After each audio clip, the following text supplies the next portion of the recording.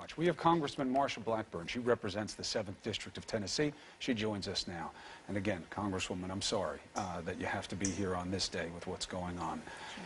What is your initial reaction for the people in your district and what needs to happen?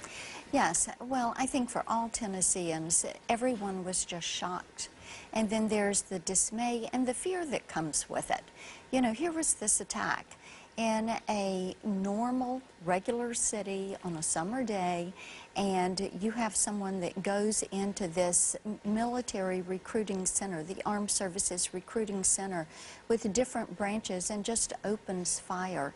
And the investigators are doing a great job. I tell you, the mayor and the governor have both done a really good job with this, but I think that talking to friends in Tennessee, what surprised people was how quickly it was the FBI taking charge, and it was a federal investigation. It was as if they knew from the start. And given what the killer had and how much ammunition, exactly.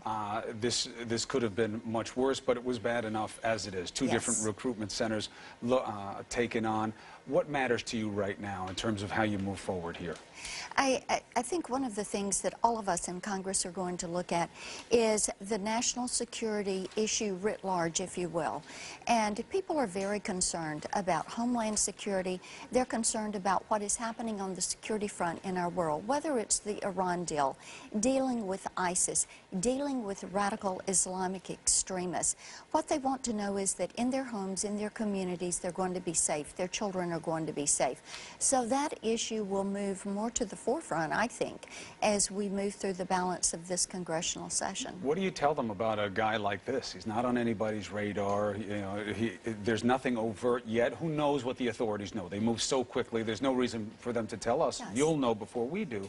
But how do you protect against a threat that comes out of almost nowhere? One of the things we have to be aware of is citizen participation, and individuals who see something or hear something working with law enforcement and not dismissing it. And you know, when you look at the fact that attacks are occurring around the country, and making certain that we realize that not everyone works in a vacuum alone and by themselves, that there is a networking and cells and sleeper cells around the globe, and there needs to be attention put to that. There needs to be the ability also for our intelligence community to share information, True. whether it's military intelligence. Well, it brings up a very important issue, though, because we just had this debate, a lot of it down yes, there in Congress, where you kind of pushed back how much the intel community can reach into people's lives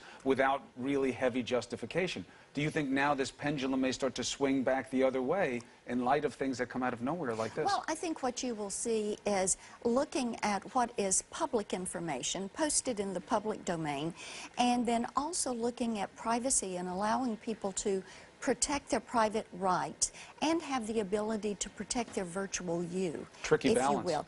It is a very tricky balance, but it is one that we in Congress, on the issues of privacy and data security, are going to have to revisit. The reason that the men and women in the recruiting centers weren't armed is because that's the tradition, that's the policy. That's correct. Do you think now that this has alerted us to a potential soft target situation, and that has to be addressed, whether they can be armed as armed services? You know, that is going to be a question for our command team via the Pentagon. And I'm certain that the Joint Chiefs will have something to say about that, and possibly even some considerations that they're going to make about it. In this day and age, and when you look at the fact that there are radical extremists, if you will, that choose to go after what are the iconic symbols of our society, then you have to revisit some of these issues and have a discussion about it. No question what's happening in Tennessee is the priority right now, but I also know that part of the reason you're here is that you think it's important that people know that you want what's going on at Planned Parenthood investigated. I know that already you know more than the video that may well have been selectively edited that's circling around the internet, but what is your concern given what you know? The concern in the hours of video that exist is the way Planned Parenthood has participated in the selling of the tissues and the body parts. And of course the video is absolutely abhorrent. Do you and believe the disgusting. video on its face, or do you think it has been edited to look abhorrent?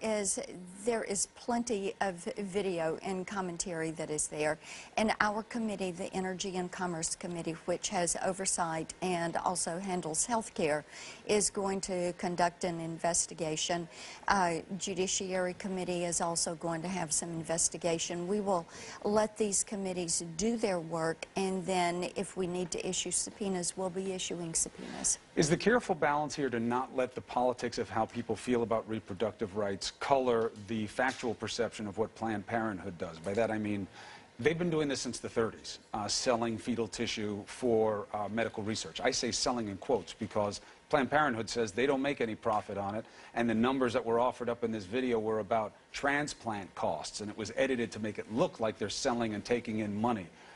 How do you balance those two? People don't like reproduction, abortion in a big part of the country, but you don't want to paint Planned Parenthood the wrong way. I think that what you do is look at the Title X funding that Planned Parenthood receives. Money is fungible, and Planned Parenthood has become not the organization that is focused on healthy family planning necessarily, but they are the nation's largest abortion provider.